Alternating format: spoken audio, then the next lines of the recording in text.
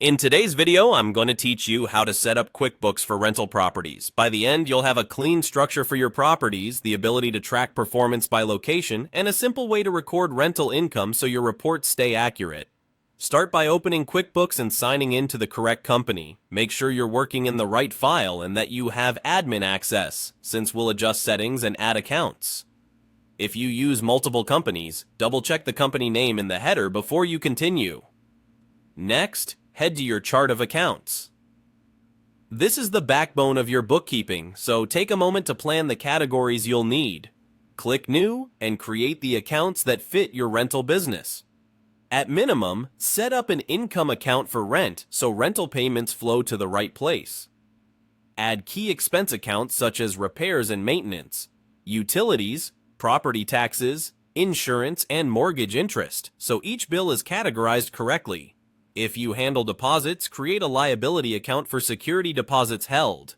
Use clear names and consider adding sub-accounts by property if you want more detail on expenses. Choose the proper account type and detail type so reports display correctly. Now enable location tracking so you can separate results by property.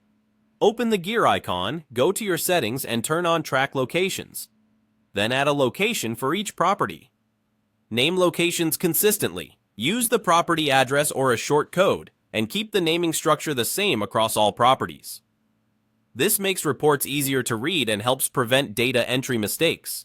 If a property has multiple units, you can reflect that in the location name or in your descriptions so you can filter invoices by property later. With locations ready, create an invoice for your rental income. Click the Create icon and choose Invoice. Select the tenant as the customer. Add your rent product or service item that is mapped to your rent income account, enter the amount, and set the location field to the correct property. Add a memo like Rent for March to make statements clear. Double-check the invoice date, due date, and terms, then save and send or just save depending on your workflow. Consistent invoice details make month-end reporting and tenant communication much smoother. Finally, remember the help icon is always available.